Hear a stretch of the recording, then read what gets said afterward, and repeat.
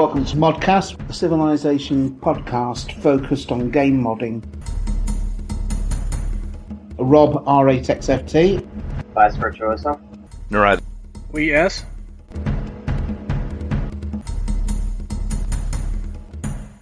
Welcome to ModCast 74 with me, Rob, R8XFT. Joining me today are Lee S. Narad the Forgiven. The Crazy Scotsman. Right, and welcome to us, Crazy Scotsman. I'm glad to be here. Thanks for inviting me on. Has anyone had a chance to play or at least look at Khmer or Indonesia? Yeah, I've played using them. I actually like playing as Nubia, so I've played as Nubia versus the two of them, and they're actually pretty good. I think that as well, from a modding perspective, the Khmer have a district that causes a culture bomb. So it seems like the culture bomb idea seems to be coming over and over again, doesn't it, at the moment, with different things being able to cause it. But that, again, is, I'm sure, will be replicated in mods with other districts that cause a culture bomb in no time. Yeah, I'm not a huge fan of that, although what I will say is that if that continued as a trend, sets a precedence or a theory of, like, cultural or productive way of conquering, which I think is very interesting. Yeah. The fact that the aqueducts there make such an effect on other things as well, that's quite nice, and that could be replicated in the way it just opens a couple of extra doors. They're both two solid civs. It helps maybe push away the supposed Eurocentrism of Civ 6. It's a step in the right direction. It's about time, I should say, that there are ballistas on the backs of elephants. The other thing that I'm still looking forward to is catapults that shoot horses. For Axis, Mongols, catapults that shoot horses.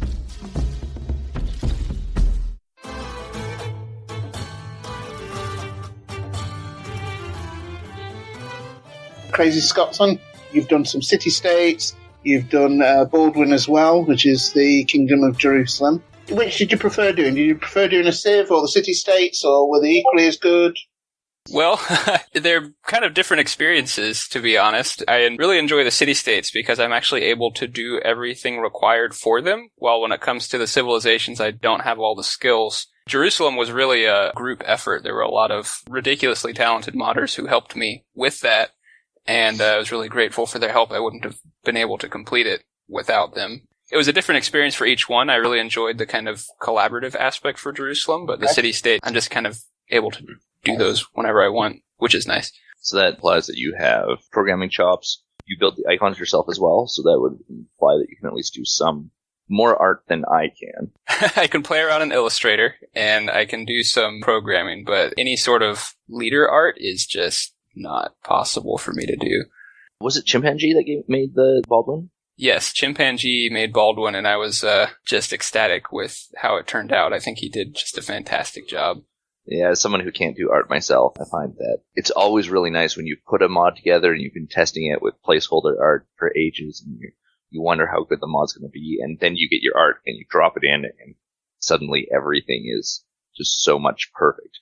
Yeah, definitely. And I also want to just mention Deliberator as well. He did some amazing Crusader unit models for the mod as well, which is definitely something outside of my skill set. And I think he just outdid himself with those Crusader models. They look amazing. Yeah, I remember I did some LUA for you. Narad calls it Lua, but I can't even remember what it was.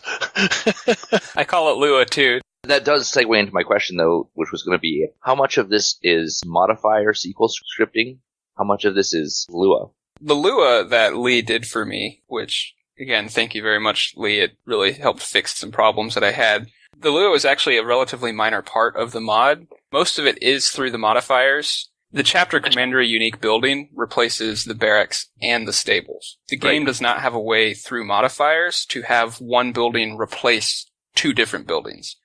And so, in order to make a workaround for that so that the stable wouldn't show up for the Jerusalem player, I had to basically create a dummy building, which had to be added in via Lua, and then a second dummy building for everyone else, so that that first dummy building didn't show up for everyone else. Lee made it work. It was fairly complicated, and I couldn't do it. So, you've got a bunch of different city-state packs. How do you decide which area you're going to city-state out? My first city-state pack, and I'm going to butcher all of the pronunciations here because that's not actually something I know. The Pew city-states were some that I have been interested in actually for quite some time. That was the first one I decided to do just because it's a, kind of an ancient civilization that's not as well known to most people, and that's kind of my wheelhouse. That's what I really enjoy working with is ancient civilizations. And so that was one I had actually done a mod for in Civ 2 a while back, which had some Pew civilization. And so that just kind of felt like a natural thing for me to do. After that, it's basically just what areas in the ancient world do I think could use some more representation? Which ones just interest me? Right. I see you've got Pew, you've got Canaanites, you've got Sri Lanka. You've started a South American city-states with a pre-Columbian Pack 1. At least implies that there will be more later. Yes, I am actually planning a North American pre-Columbian pack. And then after that, I am planning on doing a Celtic city-states pack with kind of representing a bunch of different Celtic cities around Europe instead of focusing on one particular area. So this almost becomes a question for Rob. Rob, are you like me in that when you hear somebody else is modding in your kind of like wheelhouse, if you will, or you're on your rightful clay, that you start becoming almost unhealthily interested in seeing what's to come? Because as soon as you said North American city-states, I went, wait, what?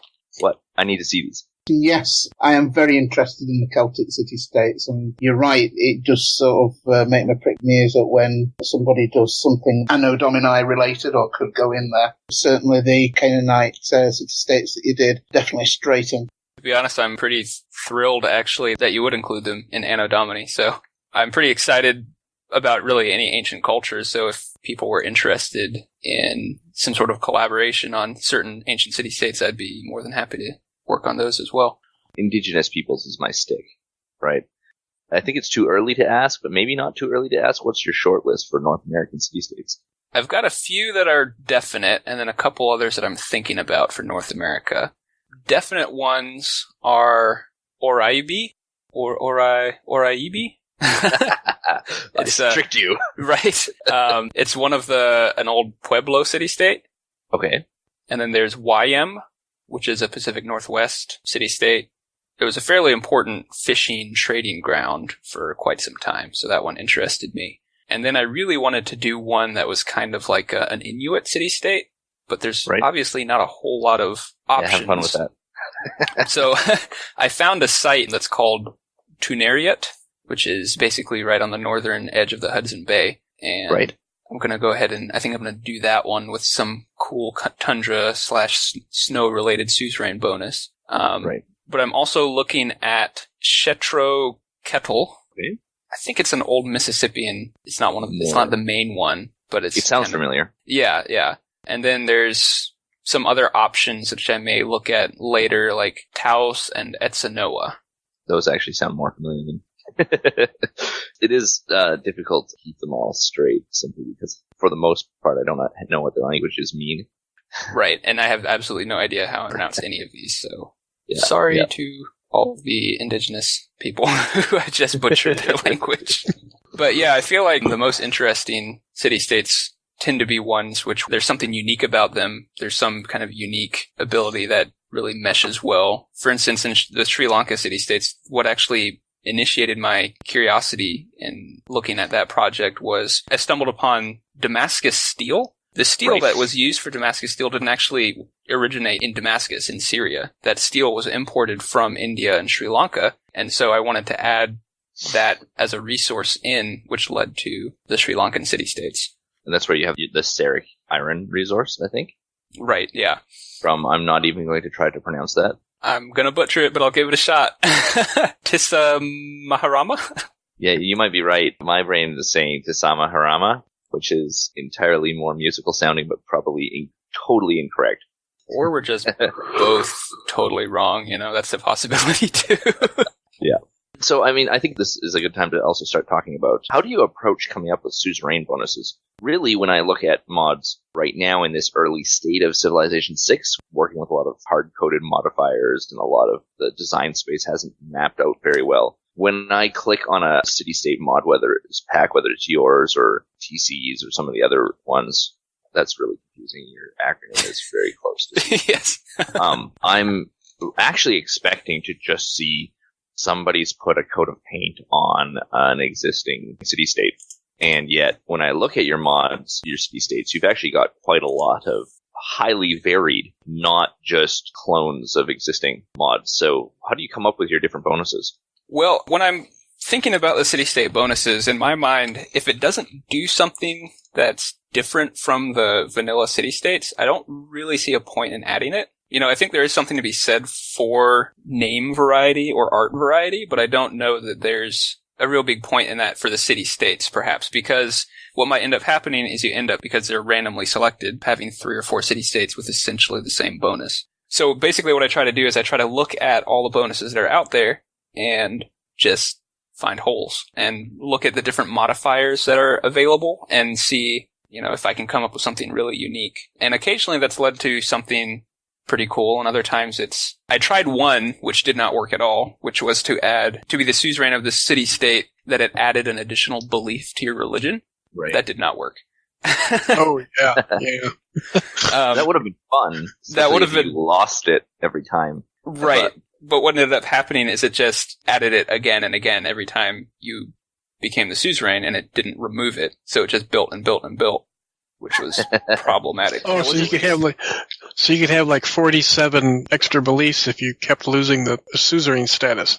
Yeah, so basically... And then regaining it, yeah. Yeah, my bonus was to add, I don't actually remember what I specifically, but it was something like gold for followers, and it just ended up with like, you got hundreds and hundreds and hundreds of gold from your religion. It just did not work. That's interesting, too, because what would be the difference between having this as a bonus belief and then losing it if you weren't the suzerain versus just having it give you a straight bonus to followers?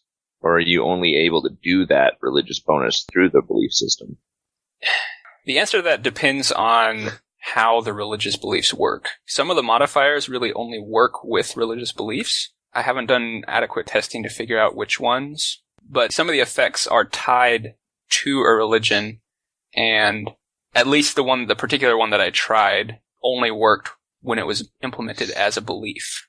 You have to not only work with the tag, if you will, but you also have to work with the thing that the modifier is tagged to. Right, yeah, exactly. I don't see any way around the limitations there. You had mentioned earlier that this is not your first rodeo in civilization modding. You mentioned that you've created civilizations for Civilization 2. Yes. What's your history of civilization modding, or modding in general? Well, actually, I first started modding in Civ 5, not Civ 2, which is counterintuitive. But I started with adding building packs, basically just creating a whole bunch of new buildings in Civ 5, and along with some various other kind of miscellaneous mods. I found that in longer games, when you slow down the tech tree progression, I always run out of things to build.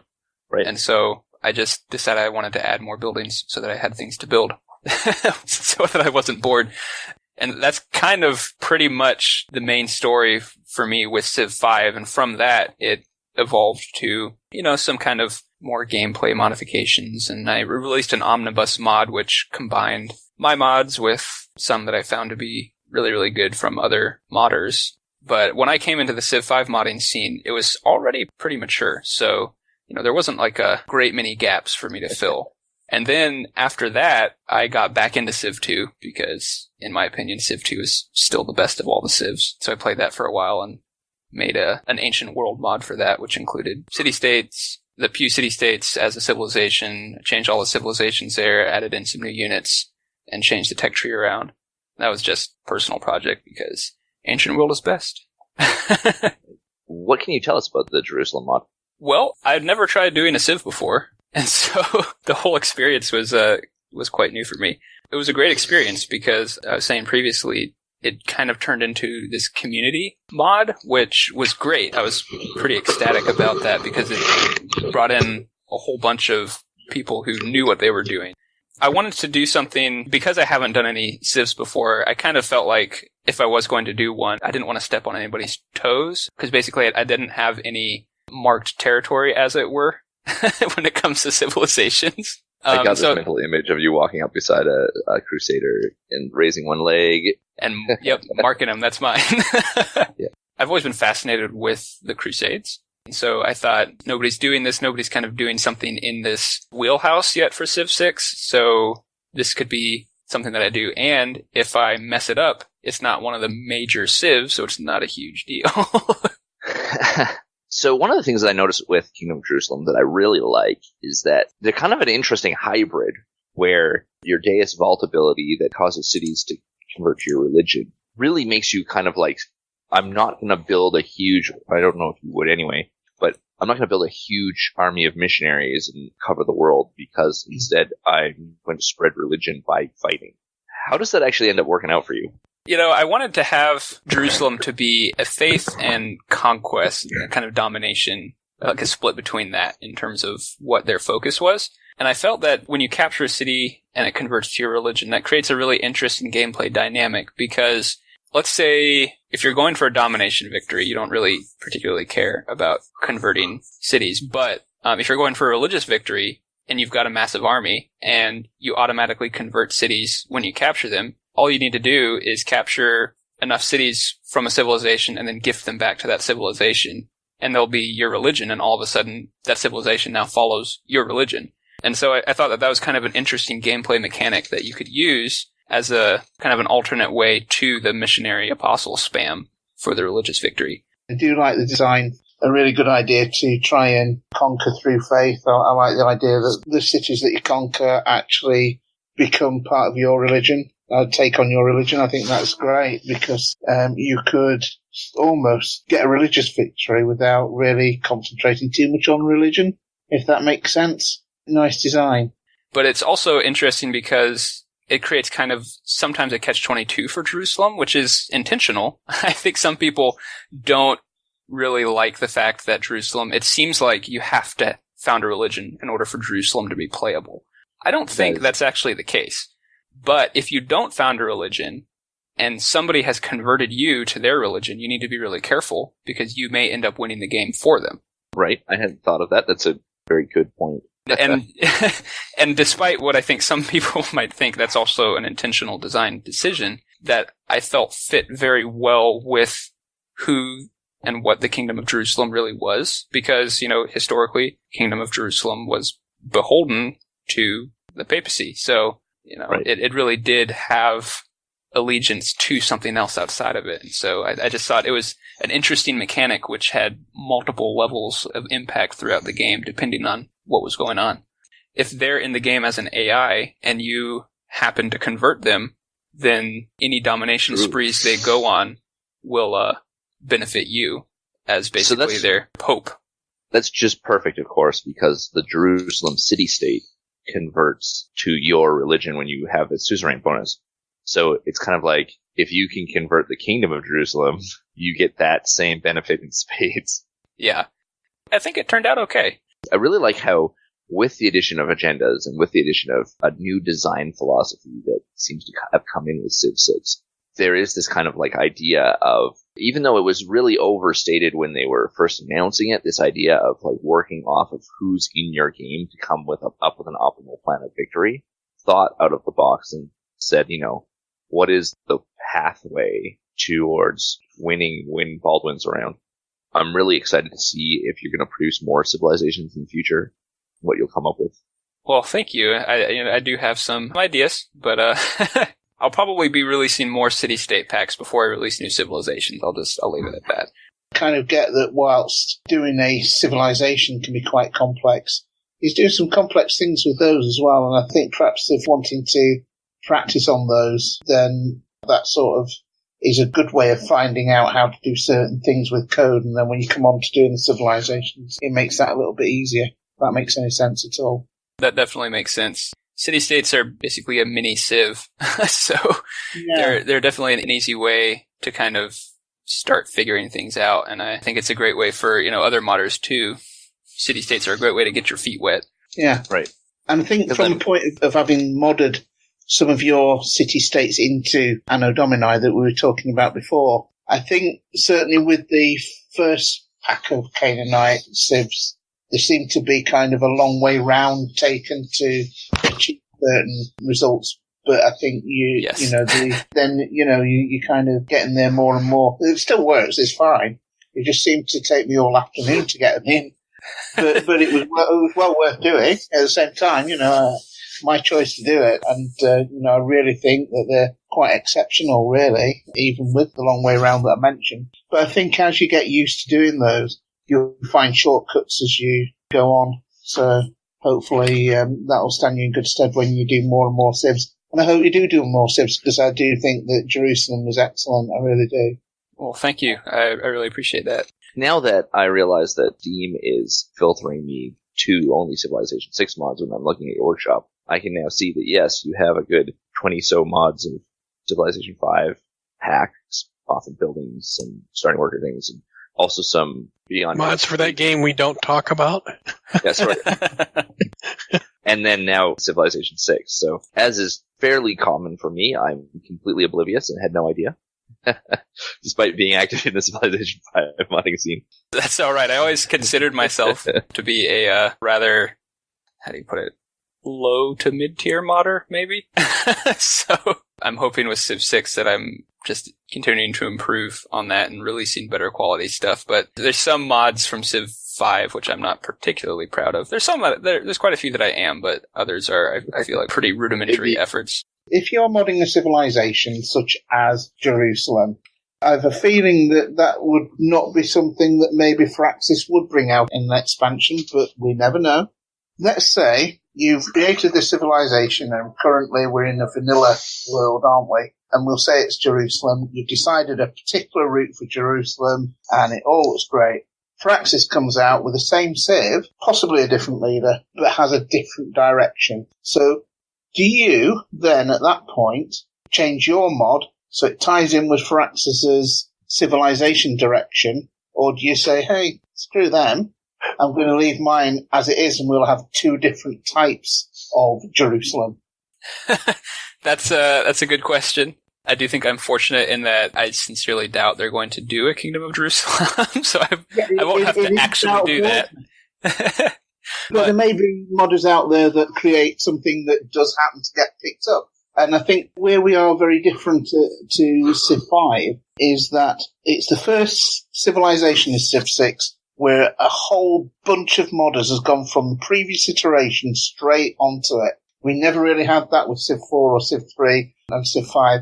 All of a sudden, a lot of the Civ 5 community have come onto Civ 6 and started modding for it. So they're wanting to create civilizations before even Firaxis even bought out Poland. There were other civilizations starting to be created. So there is a chance that some of these that are being done will at some point be picked up by Firaxis, because presumably there'll be a couple of expansion packs. Yeah, I think you're right.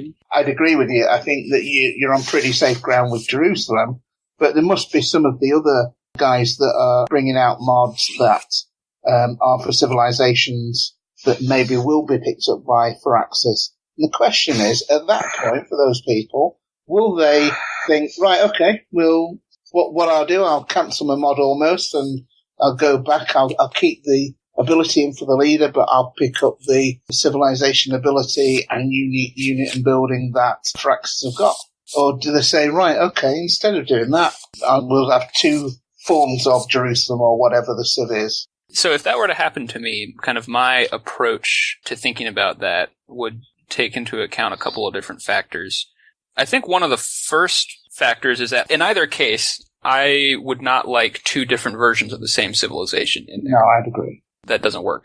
And so I would either go with just turning my civilization into an alternate leader, which I think Firaxis that's another kind of great move on Firaxis's part, is the alternate leaders, because they allow you to provide modders to add in a whole bunch of different flavors for the same civilization. And I think that would probably be the way that I would go. But if I didn't like the design that Firaxis did, what I would probably just do is make it kind of a hybrid, a civilization mod at that point. It would modify their particular civilization, kind of combining the elements of the two that I wanted, but I would definitely not keep both in there. Cool. How is modding Civilization 2? I would assume that it would be the most horrible nightmare. There was not a whole lot you could do, because basically it's like a single text document, and then a couple of image files is pretty much all you had to work with. Right. So it'd be similar to when I was doing Total Annihilation modding back in the 90s. Civilization 5, I think, is the only game that I've modded so far, Civilization 6, where you can actually go beyond that and actually script things in that are new and different. Or even in Civilization 5, go edit the source code yourself and actually put in things that are new and different. Not that I ever did that. But No, I mean, I couldn't really do much with Civ 5, even though you guys could do loads with Lua. Does anybody know when they provided access to the DLL in Civ 5? if anyone would, it would be Lee. Yeah, it took about 2 years, from what I understand, approximately from the time the game was first released, before the DLL was available for change. Yeah, because I feel like once that happened is kind of when the modding scene really took off for Civ 5, because then you were able to transcend these problems, basically fixing all of Firaxis's crap for them, and providing all sorts of new capabilities, which was amazing, and I hope that Firaxis will allow us to access the DLL for Civ 6 relatively soon. Scott's comments do not reflect the publishers or funders of ModCast, and Firaxis, still please give us betas. I love you, Firaxis. For the record, we haven't got any betas, so. Almost. But our chances just got smaller.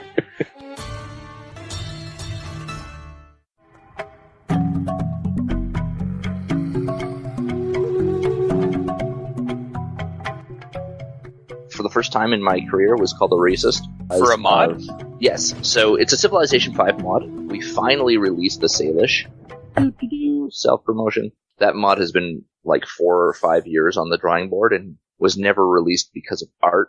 We weren't a good art studio at the time. We could not build our own models. We couldn't skin our own models, and nobody was interested in making us models at the time. Eventually, we found a model that was close enough and reskinned it ourselves so it looks like garbage. I did that myself. Okay. I used paint. I am proud that the mod came out. I'm not proud of what the texture file looks like. I'm just really lucky that Civilization 5's resolution is garbage, and rendering is garbage in comparison to modern technology. I don't mean that to insult Firaxis. At the time, it was fantastic, but it means that they could get away with what was essentially me copy-pasting color patterns from Google Images and slapping them on a model until it sort of looked like a model, and then hoping no one noticed. And we finally put that up and ran into immediate problems. When T-Pang, who for the record is Australian, so not really from around here where you might actually have contact with some of these culture groups, I'm in Canada, put what is essentially a Plains Indian war bonnet on a Pacific Northwestern person and caused a riot because he's wearing the wrong hat. And in some ways, rightfully so, because that hat is a symbol of leadership, honor.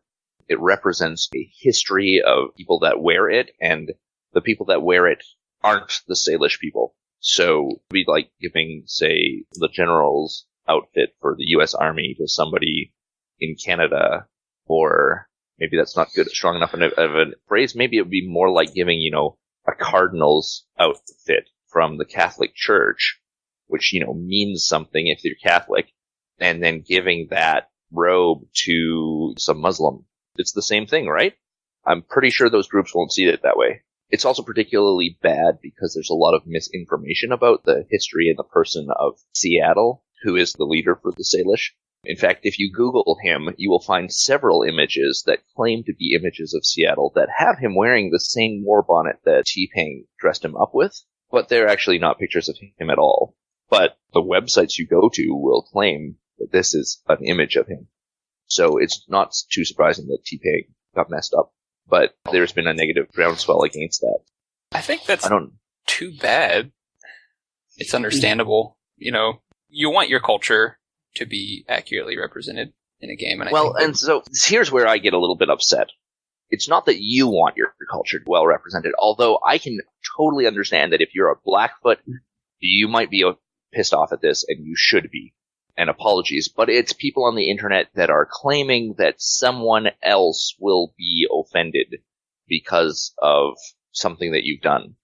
To get on my high horse for a moment, I don't think that most of the people that were upset about the war bonnet had done nearly the amount of research into the Salish people as I have. Maybe I'm wrong. Maybe they all have PhDs on the subject.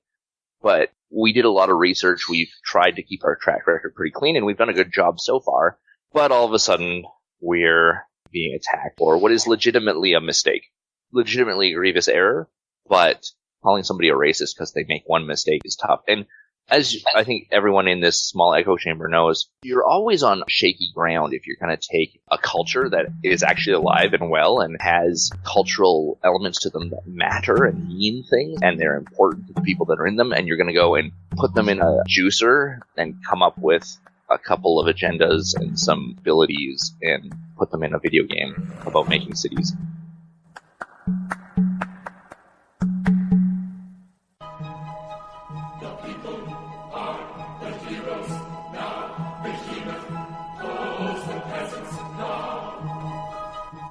One of the things that we've been trying to do as an initiative this year has been being more focused on the feedback that we received through the Civ Fanatics forums on previous ModCasts, as well as trying to, connect with the listeners more. One thing to talking to a mic for an hour, or in my case, 2 hours. It's another thing to kind of try to get some engagement going. So we had one comment in the last quarter from Grey Tiger on previous ModCast. It was sort of a left-handed comment, maybe a little facetious, where he had said, it could be a great resource to modders to have experienced modders. I guess you're an experienced modder now, Scott. Comment on modders' work. And to a certain extent, I'm going to be the first one to admit that as we're transitioning from Civ 5 to Civ 6, I don't know that Civ 6 modding is stable yet. We're still in a very volatile state. I think we can make some pretty good guesses that JFD is going to be the most prolific modder so far. But you never know. Someone can come out of nowhere and just produce hundreds of mods and leave us all wondering how they do it. But I think it's fair to say that we tend to focus on Civ 5 old guards that we're familiar with, and it's been a bit of a struggle to bring in new modders that have just started in Civilization 6. There's a lot of noise right now in terms of who's out there, who's actually established, who actually cares about our feedback necessarily, who's doing a good job, who's just learning still. But one of the things that I thought that we could do, specifically this ModCast, because I think it's worthwhile, is take a look at a few of Grey Tiger's own mods. He has a half a dozen mods. He's created 2 civilizations. He's done a Mongolia pack, and he's done a Carthage pack. Both of these have multiple leaders, and their quality is good. We're not looking at cookie cutters and rehashes. What I did kind of want to mention, he's done 2 things that I really like. One is that he has a little bit of a policy overhaul mod. He's been working on adding additional policies. There's not a lot of them, and frankly speaking, I think that in addition to adding more policies, we really need to rework the ones that are already there, but that's a topic for another day. And he's also added, I should say, victories, additional victory types, and some of these victory types are quite good. He has a Reformation Victories mod that adds victories for having a massive city, a population 50 or higher that are actually happy. I don't even know if that's possible, but there you go. Some of these victories I think are much needed, and it's nice to see them. Golden Ages. Now, Lee, I think you've been here in Civilization a lot longer than me. Rob, you certainly have. Scott, I think so as well. I kind of came into the scene. I mean, I played 1 and 2 and so on and so forth. But is it correct that Civilization 6 is the only Civilization game that doesn't have a Golden Age? No. No? No. Golden Ages came in with 3. Really? Yeah. Civ 2 had We Love the King Day in cities. That's Right. true. Yeah. Civ 1 and Civ 2, and in fact all of them have had some form of We Love the King Day. Right. But 1 and 2 did not have Golden Ages. And Civ 3, you only ever got 1 Golden Age. Oh, interesting. And if you triggered it when conditions were bad, you basically had a wasted Golden Age. It was, just to clarify, whenever your unique unit defeated something, or if you built a specific wonder that tied in with one of the personality traits that you had, I think pyramids was one of them. If you were a builder and you built the pyramids, that would trigger Golden Age. So to some extent, you could kind of gauge it. But for example, if you're building Wonder, it might take forever to build it. And the Golden Age then comes at a point where actually you can't take the best advantage of it. So Grey Tiger has added Golden Ages, and they are different. There's a lot of reading to be done to understand how they necessarily work on the mod page, but I'll give a synopsis because I think it's really interesting. What it does is it gives you a portion of your great artist, musician, prophet, and writer points as Golden Age points.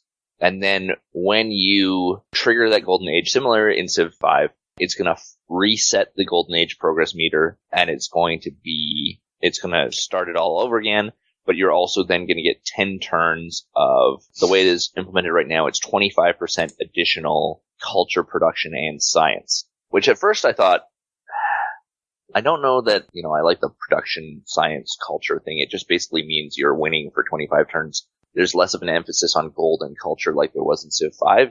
Civ 5 wasn't so huge on production and science, but what I think that's great about this is, first of all, you can edit it. He gives you permission to change it if you don't like the way it works, then change it up a little bit. But what is also great about it is he's added a whole bunch of policies and other elements. There are apparently technologies. If you research certain technologies before everyone else, you'll get points. So it might be a little snowbally. That's the one criticism that I have, is that it seems like getting ahead, you might stay ahead, but that might also describe Civ 6 and maybe Civilization games in a nutshell.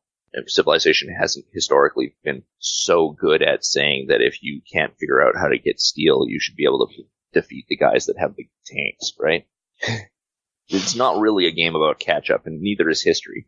But what he does do is add a bunch of new user interface stuff to support this, but also a bunch of policies, and I really like this.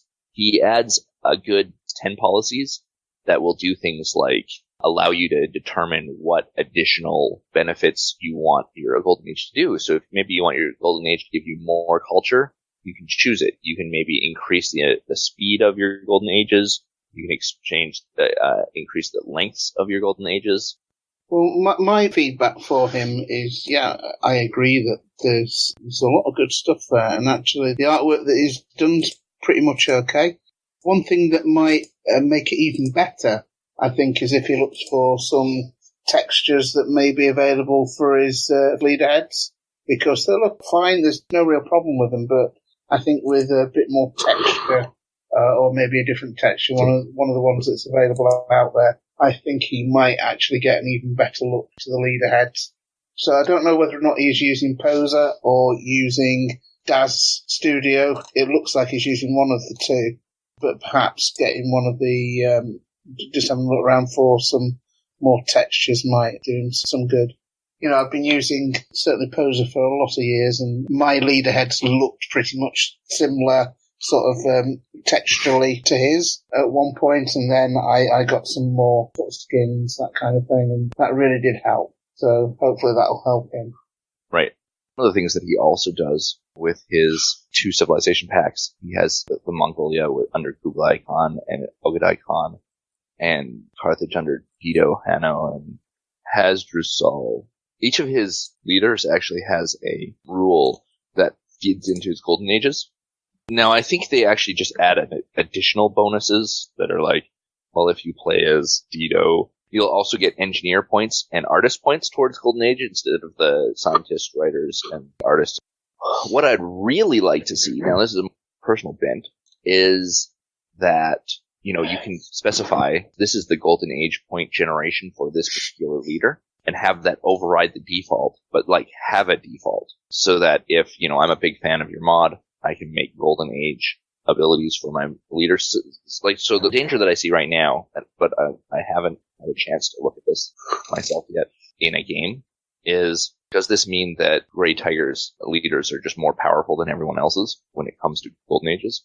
They all have this additional Golden Age flavor? Or will it replace the default in order to just make it more interesting, and kind of give you a specific great person focus?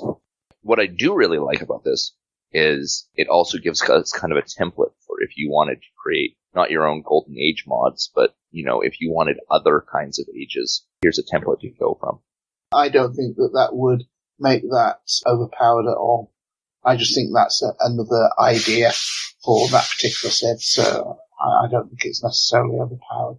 Just to clarify as well, the Golden Age benefit is on top of, and I think this is good because then you don't feel like you're stuck having to use all of his mods if you don't want to, but it's an additional level on top of the standard unique unit, unique ability, leader ability kind of thing. So it's on top of that. And that's where I think it might feel like, you might just feel like that's just the way the game is, right? Carthage and the Mongols produce Golden Ages faster than everybody else does. Okay. Using great generals or whatever. Yes. But it does look like it's a solid concept.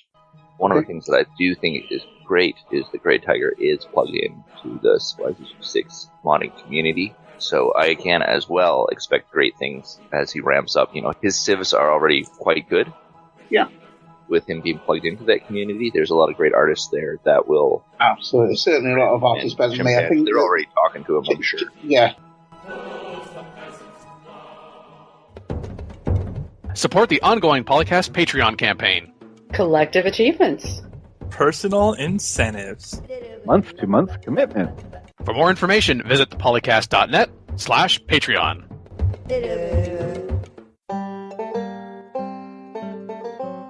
Calling today. In North America, the number is 301-637-7659. In Europe, 44121-288-7659. The only thing worse than being talked about is not being talked about. For more information on ModCast, log on to the series' official website at thepolycast.net. Frankly speaking, in Civilization 6, even if you don't know how to program Lua or script anything, and you just are working with the modifier system, if your mods look cookie cutters, the only person to blame is yourself. I see mods that don't have any Lua scripting in them that are just using the tools provided by Firaxis, and the degree and the array of different things that you can accomplish is just mind-boggling to a Civilization 5 modder. If I could kind of just piggyback off of that, I'm frustrated with the lack of DLL access before, but you are right, because I do consider myself in many ways, and I don't know Lua, and so I wasn't able to actually utilize any of that in Civ 5. And so my mods were fairly limited in what they could do, but in Civ 6, the modifier system has allowed me to do a lot, and I'm very happy with the system that they put in place. It certainly takes some getting used to. It definitely takes diving in to find all the effects and everything, and so it is perhaps a little bit more time consuming, but for someone who doesn't know Lua, I think basically it just opened up Civ 6 modding to a whole host of new modders who don't have to have a certain level of skill with more advanced programming languages, which is a good thing. I think it's a great thing. Yep, I would agree. This was ModCast 74. I'm Rob R8XFT. With me today were... Well, yes. Noriah the Forgiven. The Crazy Scotsman. Right, thanks very much for your time, guys, and thank you everyone for listening.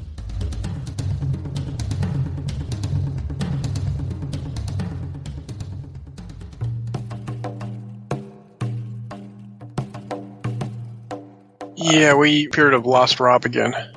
Okay, I'll try not to direct questions directly at Rob and let him volunteer when he can. The good thing, by the way, Scott, is that Dan will edit this a lot, so... Okay. Yeah, he cleans up our mess quite a bit.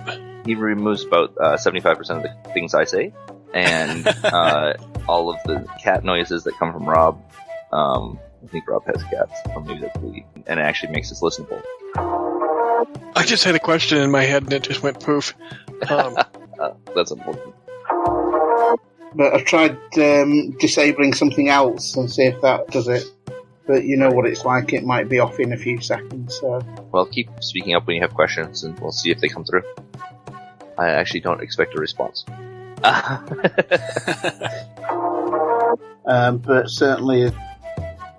Crap. Yeah. I don't have any idea what Rob was about to say because he keeps cutting out. He did, or I don't even know if it's actually, well, let's see, here's the problem. I'm going to get hate mail incoming. Somebody could come up with the most amazing mechanics. And then they could,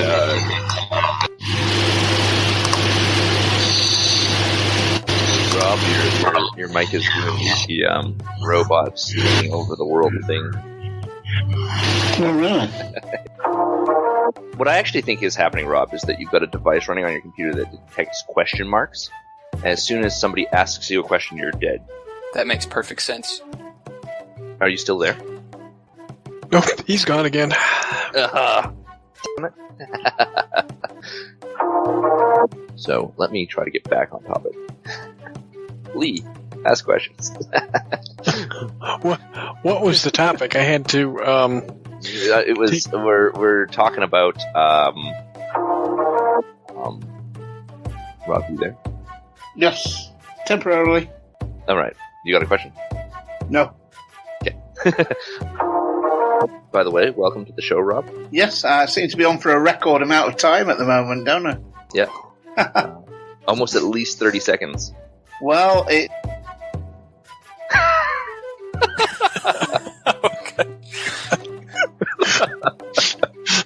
Okay, Dan, that one has to stay. That one has to stay in the outtakes for sure.